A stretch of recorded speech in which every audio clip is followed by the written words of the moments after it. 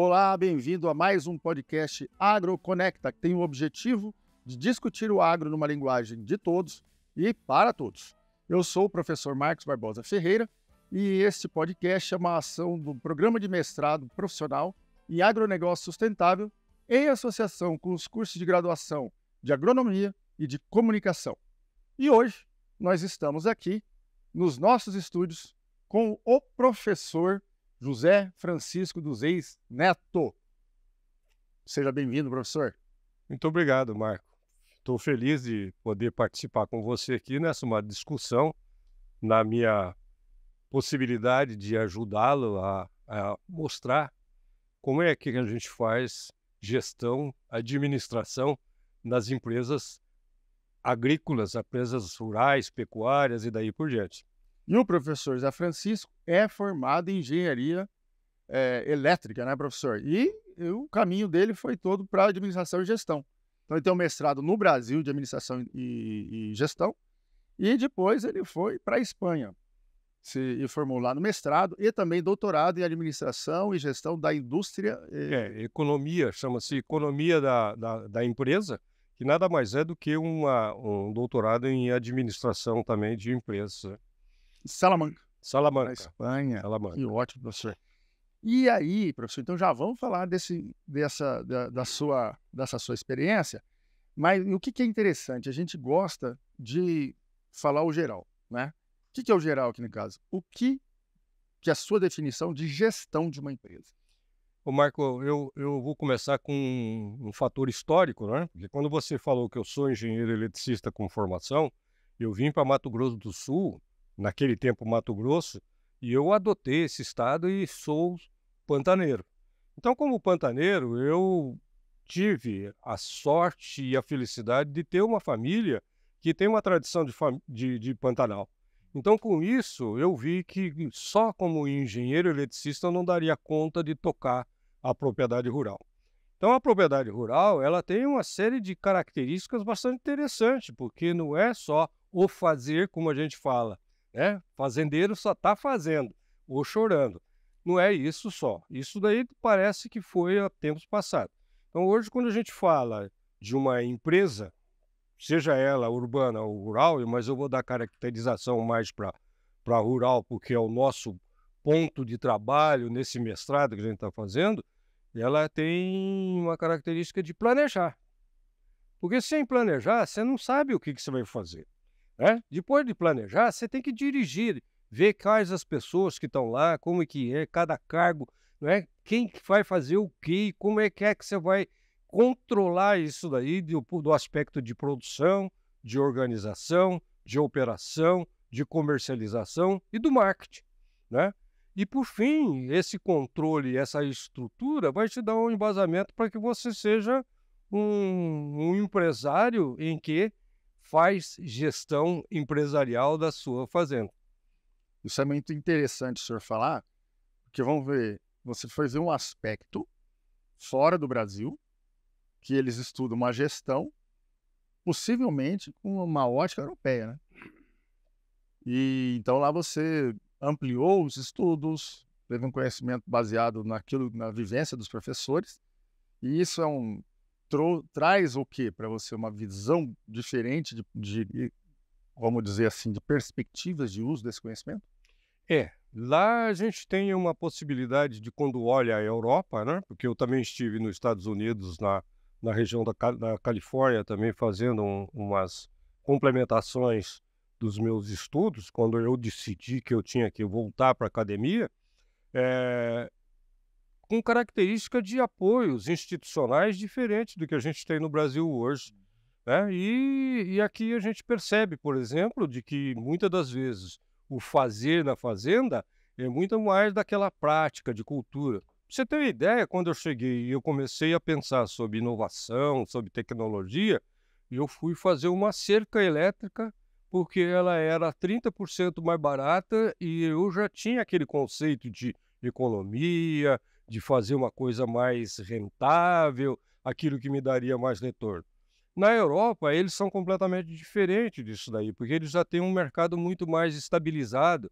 Então, aquele comprador da carne de porco, ele tem lá todos os caminhos, todas as cadeias preparadas. E aqui a gente não tem, tem mais possivelmente para a agricultura, no caso do soja, do milho, e da pecuária mais de gado acabado. E o entorno disso, como é que funciona? Então a gente começa a ver que a forma de gerir, principalmente, eu vou falar muito mais de Mato Grosso do Sul, ele tem umas características um pouco diferentes. Quando é uma empresa mesmo, eu estou falando empresa constituída, companhia limitada ou uma sociedade anônima, ela tem uma estrutura diferente de gestão do que as pequenas empresas como a minha. A minha eu tenho lá uma característica familiar em que nosso grupo, apesar de ela ter uma estrutura empresarial já denominada, uma sociedade limitada por cotas, a gente pratica uma administração, uma gestão, que mesmo assim a gente tem alguns limites. Tem alguns limites. Esses limites são de fornecedores, de assistência técnica, de financeiro, de empréstimo, o institucional que muda constantemente. Então a gente tem que ficar bastante atento. Lá é mais estabilizado, eles sabem lá que há 500 anos eles fazem isso, e 500 anos nós não tínhamos sido nem descobertos no Brasil. Isso me faz pensar uma coisa interessante que a gente sempre ouve no nosso meio, né? Na gestão de uma empresa familiar, que o senhor melhora a gestão para ela virar uma empresa, né? Sai do familiar para vamos dizer, de um empreendedorismo ou profissionalismo maior. E aí todos têm que estar envolvidos. Mas é curioso que no Brasil, por causa de diferentes mudanças que a gente tem a cada 4 anos até, a gente tem que estar reinventando, né? Então, fazer gestão no Brasil é uma reinvenção, principalmente no agro. Eu falo para você que alguns estudos que a gente tem, e na academia a gente tem bastante estudos sobre isso, de que a administração familiar não é um pecado, é muito uma coisa interessante. Só que a gente tem algumas administrações familiares que eles fazem como se extensão da continuidade da casa ou da família, né? Então o dono é o pai, doméstica. É o pai, né? Ele confunde as entradas e saídas, as despesas, coisas que de repente você procura ser mais profissional. E você sabe que nós, dentro do mestrado, nós estamos procurando fazer uma distinção muito grande e mostrando para isso. Quando você olha assim, agricultura familiar, a gente tem que tomar cuidado que ele tem uma classificação legal em termos de tamanho da terra, em termos de financiamento, etc. Mas aproximadamente 80% das empresas rurais de Mato Grosso do Sul são administradas por família. Evidentemente que ela tem uma administração profissional quando ela me contrata e eu vou lá administrar. Muitas das vezes o próprio grupo constitui, a gente conhece aí algumas fazendas que a família administra profissionalmente também, né? E essa é a vantagem de deixar de fazer como fazendeiro para fazer o que é o empresário. E isso foi um salto muito grande na nossa agropecuária. Vamos falar do Mato Grosso do Sul, lembrando da transição que a gente teve aí de 40 anos atrás, do ser fazendeiro. E uma vez eu ouvi um fazendeiro antigo ele falando: olha, eu não posso ser mais chamado de fazendeiro, eu tenho que ser chamado de empresário rural. Porque na cabeça aí eu tive que falar, ó, fazendeiro era aquele que fazia de uma forma antiga, muito usando o instinto, né? Mas aí a partir do momento que ele foi amadurecendo e os filhos foram formando, foram fazendo faculdade, eles puderam entrar na jogada, eles foram percebendo que, mesmo que ele não pensava assim, a empresa que sempre foi familiar, ela é uma empresa. E entra uma questão legal que a gente discutiu com o Sérgio Prédica, né? A gente não chegou nesse final, a gente falou nos bastidores, que o pessoal nem pensava numa palavra que a gente chama de sucessão, né, hoje. E isso está no bojo do seu conhecimento. Eu acho que a sucessão é bastante importante, porque eu tenho percebido, e que, no caso especificamente da minha família, que desde quando a gente assumiu, começamos a ser pecuarista do Pantanal, em 1980, né, na minha decisão de ficar em Mato Grosso do Sul, constituir família, os meus filhos sempre foram lá na fazenda e montavam a cavalo e saía, né? Então isso é bastante importante porque isso tem um reflexo no meu filho hoje como o meu principal gerente, ou o principal diretor da empresa, o que toma, que faz acompanhamento e a gente toma a decisão em conjunto. Isso é importante porque a gente percebe que a sucessão não pode, de repente, ter um capital daquele lá e ser fazendeiro de fazer a cerca de novo, de ver onde que está o poço, e, né? Então, hoje é um pensamento muito diferente do que a gente tem quando a gente fala de sucessão. E sucessão é um fato muito importante, né? Porque antes, em 1980, possivelmente, valia mais o couro da vaca do que a vaca, né? Hoje a carne tem um valor.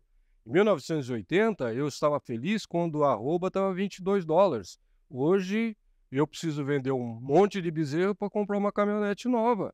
Então, as coisas inverteram em termos de capital, em termos de custo, em termos de investimento. Então, a gente precisa estar muito atento sobre isso daí, senão fica atrapalhado o futuro do pecuarista, no caso específico, e no agricultor também hoje, quando você vê o valor da soja para cima e para baixo, com as intempéries aí. Custo de oportunidade. Isso, custo de oportunidade e tudo. Então, a sucessão, ela casa com um nome chamado longevidade. E a longevidade, ao meu ver, tá? Me ajuda a dizer se está muito errado ou estou no caminho. Ela tem a ver com o termo que a gente ouve bastante falar, e a gente começou o nosso podcast com isso, que é a sustentabilidade, não é isso? Ou seja, aquilo que você tem que ela tem que se autoalimentar, retroalimentar de forma que não perca e que passe para o futuro, né? As gerações futuras.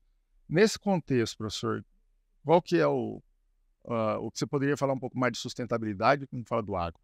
Não, eu acho que o momento em que a gente vive sob pressões internacionais, né, porque você tem mudanças de políticas governamentais, políticas internacionais, né, políticas de governo também, a gente vê aí que tem uma série de ações, e a sustentabilidade me parece ser um fator importante, e se a gente tiver de olho, a gente vai ganhar dinheiro com isso aí também, né? Como que é isso? Ué, se eu tenho a possibilidade de preservar o meu meio ambiente, né, de melhor otimização do meu pasto, de eu ter maior ocupação do gado lá dentro, de tal forma que eu faço uma renovação, tenho uma resiliência muito grande, alguém vai pagar isso daí para mim, porque lá fora não tem, né? Então, quando a gente visita Salamanca, eu falei assim, puxa, plantação de batata, não era batata, era pedra, né? Então, essas brincadeiras são assim. Então, eu acho que a coisa da sustentabilidade, a gente tem uma série de parâmetros bastante interessantes no Brasil, do Código Florestal, dessas regras que tem hoje de água, de queimada. O Pantanal está fazendo adaptação para que a gente possa ter essa continuação de sustentabilidade, né? Eu me lembro que há um tempo atrás a gente estava falando sobre ovinos, e a gente está falando, está diminuindo o plantel de ovinos. Por quê? Você falou, mas está havendo uma reestruturação da agricultura e pecuária, e é verdade. E aí eu fui estudar um pouquinho mais, por que eu não consigo recuperar pasto plantado? E eu vi que o custo de transação era muito alto, então o pessoal mais assim, estável, mais da tradição, ele fala assim, por que eu vou pegar num dinheiro alto disso daí se vai custar muito caro eu reformar uma pastagem, ou eu vou fazer um ciclo de agricultura, pecuária, floresta, e daí como a gente também tem estudado no mestrado. Então, com isso, Marco, eu acho que a palavra-chave de sustentabilidade é em todos os lugares. E a gente, na agricultura e pecuária, somos bem, vamos dizer, bem olhado no sentido de observação. Então, você olha, por exemplo, em urbano, tem algumas questões que não se atenta tanto, mas nós vamos lá olhar a nossa vaca, o nosso trator, o nosso poço d'água e daí por diante. Isso me traz uma curiosidade. Porque, o que lá, vamos falar do espanhol, não do europeu, que o senhor teve lá em Salamanca. Qual que é a impressão dele quando você fala que dependendo da região que você está no Brasil, você tem que preservar 25, 30, 50, 80% da propriedade? É a briga que você está vendo hoje, que a gente está vendo na Europa, dos tratores parando, etc., que o pousio deles agora, por regra, é 7%. Eu faço 20% desde 1980. Quer dizer, eu tenho uma reserva legal de 20%, mais uma outra mata ciliar que eu também não Preservar, exploro, né? Então, aproximadamente, eu estou com quase 70% de área que eu Não vou... pode mexer. Então. Então, no Amazonas é o contrário, é 80%. Então, quando a gente fala isso aí, parece que não tem a tanta percepção, porque eu chamo atenção, tem que vir Ver isso, né? Pantanal, você tem que vir para o Mato Grosso do Sul para você conhecer. Recentemente nós tivemos um episódio de um conhecido nosso que veio, pisou no barro, etc. Falou, pô, é esse daqui mesmo que a gente tem, né? Foi. Então, enfim. Ele era brasileiro, né? Ele Brasileiro. Brasileiro. Eu tenho parentes meus que penso assim, sair de São Paulo para vir para Aquidauana, onde que está a minha propriedade, são 1.200 quilômetros, é uma loucura de ir, mas vai para Europa, vai para os outros países aí. Essa pergunta foi feita exatamente nesse contexto que o senhor falou, que agora eles estão vendo que lá eles não cuidaram a sustentabilidade, né? A terra começa eles começam a sentir muito porque não tinha área de reserva. Então a gente tem um certo avanço que eles não conseguem perceber, que é a sua obrigatoriedade de cuidar e não explorar uma parte da sua terra, te forçando a ser mais eficiente nos áreas. Eu acho que essa coisa vem da estrutura econômica do mundo, né? Quando a gente tinha o mercantilismo, que a nação-mãe vinha aqui, vendia enxada e levava ouro, pedras, etc. Então ela tem uma estrutura econômica que a gente tem que pensar. E eu tive a oportunidade de conhecer uma parte da França em que tinha os carvalhos franceses que sumiram as florestas de lá para construir os barcos das grandes navegações. Então é um equilíbrio, um trade-off aí que eles fizeram e agora eles estão percebendo que tem que fazer algumas composições. E o bom, Marco, é que a agropecuária brasileira está dando resposta, né? Você vê que a nossa alimentação... A ONU está dizendo que daqui 2050 nós vamos ser não sei quantos milhões de habitantes e nós temos que ter um crescimento de 60% de produção de alimentos. Só o Brasil vai responder por 40% em termos de 7 a 8% da sua ocupação de terra. Sem aumentar a área, só com tecnologia que a gente tem. Só com tecnologia. Guarda essa palavra, tecnologia, não vamos deixar para o final. E aí, professor, então, eu acho assim, o assunto, cada assunto ele busca uma meada para a gente continuar, mas eu quero já puxar para a atividade que o senhor tem feito no mestrado e no doutorado. Então, o que o senhor está trabalhando hoje? Eu já conheço bem o seu trabalho, se a gente for falar aqui, são todo podcast. Então, mas, o que é que nós estamos trabalhando nesse momento, que eu também faço parte, mas é o senhor que vai falar. O que o senhor está estudando hoje, junto do mestrado, orientando os nossos alunos hoje? Marco, nós estamos terminando uma dissertação que vai ser defendida na quarta-feira. Ela trabalha a relação da agroindústria alimentares, né? São poucas em Mato Grosso do Sul, então me parece que uma estrutura de agregação de valor nas pequenas propriedades bastante interessante, em que a gente definiu lá qual que é a característica do empresário da agroindústria alimentar.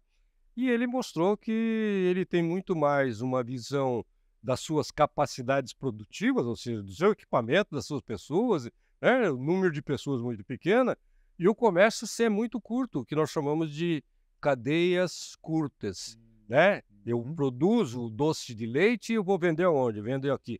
Então a gente está percebendo isso, que é um fator muito importante, e esse é um trabalho que nós estamos terminando, né?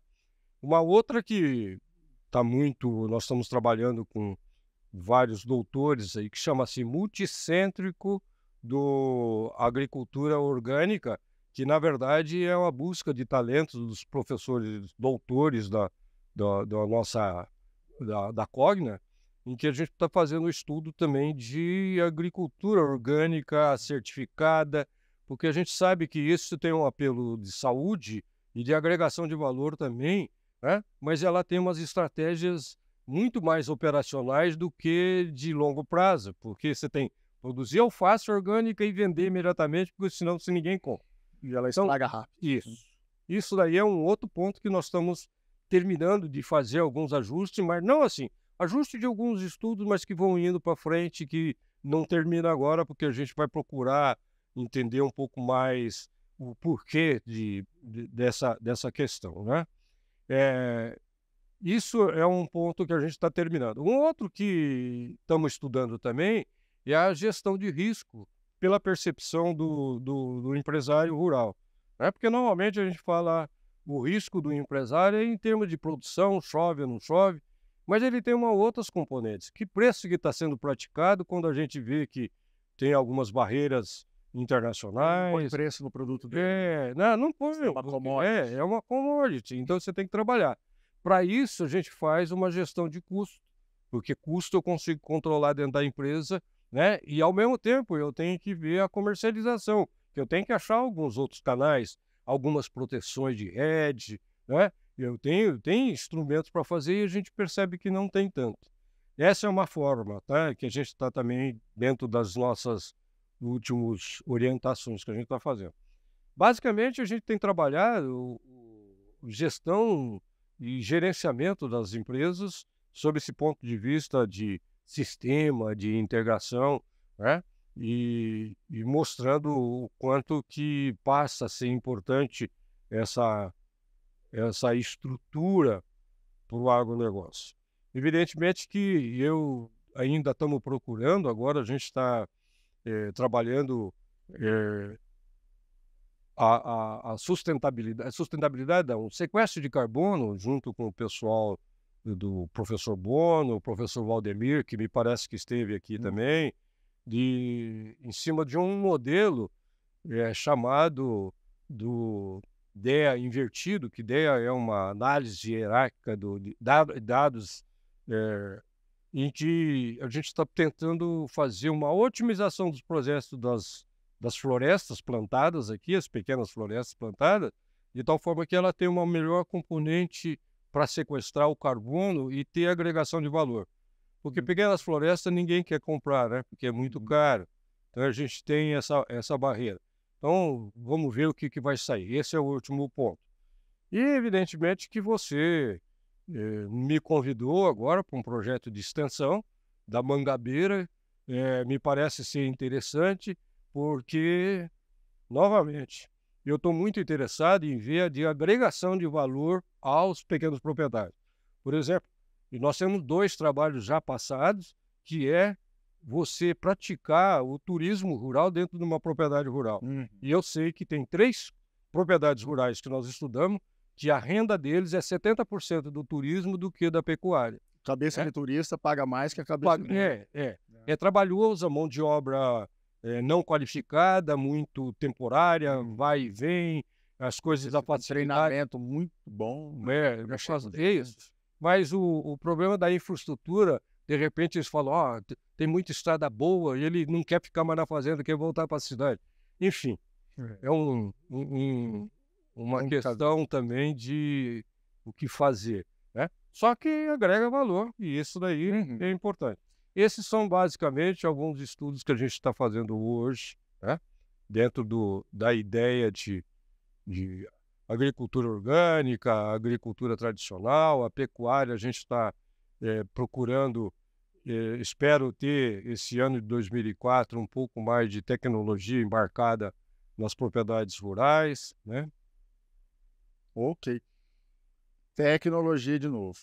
Bom, aí eu tenho uma pergunta que ela vai casar de 2 formas, né? Eu acho que o senhor já me respondeu, que eu estava querendo perguntar, mas deixar bem fixado como que esses estudos eles são revertidos para a comunidade e para a ciência, né? Então a gente vê a preocupação que o senhor tem, que eu acho que a gente discute muito aqui, né? Que é a aplicabilidade do conhecimento levantado, do conhecimento gerado com esses estudos. E esse projeto que o senhor falou é a primeira vez que a gente está colocando no ar, né? Eu espero que ele seja aprovado, que a gente enviou, mas mesmo assim a gente vai arrumar o jeito de tocar ele mesmo que a gente não consiga fomento. Então, a vida do pesquisador é assim, né? A gente tenta fomento, se não der, a gente deixa mais simples e faz, vai atrás. O senhor tinha um trabalho, como que está aquele trabalho de índice de preços ao consumidor? Bom, isso aí a gente tinha feito dentro da universidade 200 meses de inflação de Campo Grande que fazia a identificação de quase 3.500 itens em que se calculava a inflação de Campo Grande, em que essa inflação de Campo Grande, na proporção, era multiplicada por todas as outras cidades e dava a inflação de Mato Grosso do Sul na questão. A gente usava a estagiários com a coleta de dados de alimentos, de saúde, de combustível, vestimentas, educação, saúde, como o preço da consulta médica, do dentista, daí. Nós fizemos, e tenho satisfação de dizer que nós trabalhávamos com o professor Celso Corrêa nessa época. Grande Celso. Vamos chamar ele aqui também. Isso. E que nessa época a gente trouxe a metodologia do IPEA, da USP, e pela orientação de mestrado que nós tivemos aqui, com um mestrando muito bem qualificado, ele escreveu um softzinho, e daquele softzinho a gente começou a fazer toda a estimativa da inflação, diferente do que fazia o IPEA. O IPEA fazia quase que na mão no Excel, e nós fizemos num soft. Então o pessoal do IPEA falou assim, parece que o monstro... Nós criamos um monstro. O Frankenstein que eles tinham, nós resolvemos fazer uma coisa bonita. Enfim, mas por questões de modificações organizacionais e de estratégias aí, a gente parou no 200 meses de inflação. Você vê só como que era, né? Isso a roda passa, se a gente não comprar, ela atropela a gente, que pena, tem coisa que a gente tem que continuar. E o bom disso daí é que você tinha a FamaSul que nos consultava, tinha os sindicatos que nos consultavam, nas negociações de salarial eles vinham buscar as informações, isso nos deu bastante satisfação, como também deu bastante trabalho, né? Tomara que volte. Vamos pegar um grupo aí para a gente voltar a esse tipo de trabalho. Então vamos lá, nós temos uma parte do nosso podcast que é chamada de mitos e verdades. Então a gente faz uma pergunta e aí vamos ver pela resposta do senhor se ele é um mito, né, ou se é uma verdade. Inserir tecnologias em uma propriedade rural é só para empresas grandes, ricas? Eu acho que esse é um mito, porque quando eu falo para você que eu comecei com uma cerca elétrica, ninguém queria saber da cerca elétrica. Até tem um fornecedor aí que não era lá da Argentina, mas ele abriu um escritorinho aqui em Campo Grande e nos forneceu. Então tá lá. Uma cerca elétrica é 30% do preço de uma cerca tradicional. Então o conceito de tecnologia por pessoas que têm uma atividade muito arraigada em conceitos antigos, ele pode estar errado, é por isso que ele acha que ele não consegue usar uma tecnologia. Você quer ver na área sua de veterinária, os capins exóticos, cara, o que fez?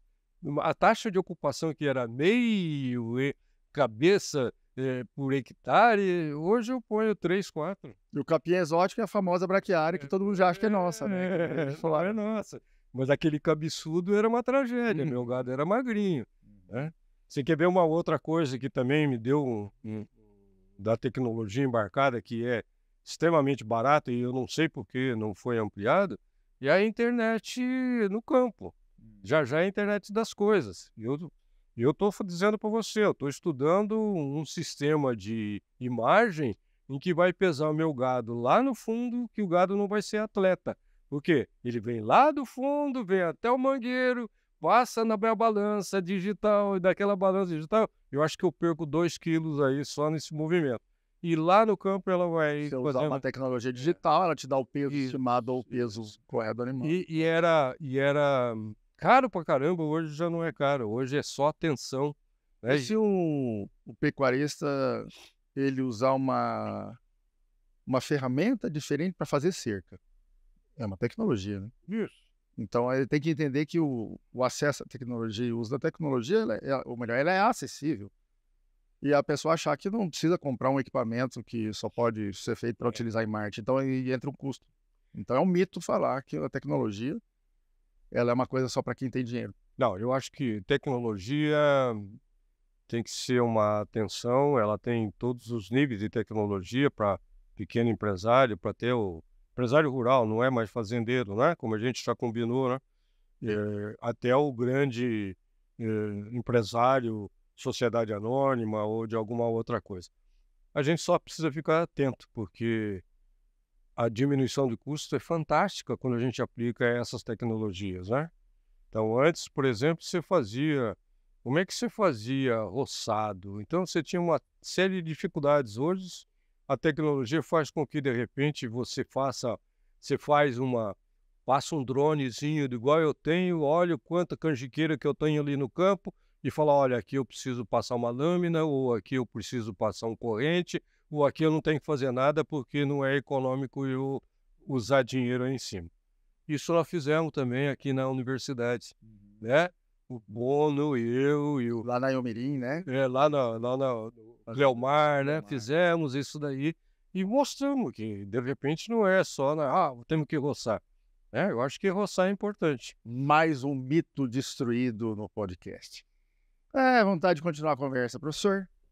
Muita satisfação o senhor ter aceito estar aqui hoje com a gente, poder falar essa experiência que o senhor tem e mostrar que o céu é o limite, né? A gente tem muita coisa para estudar e foi muito bom poder passar esse seu conhecimento e as possibilidades que a gente tem no agro.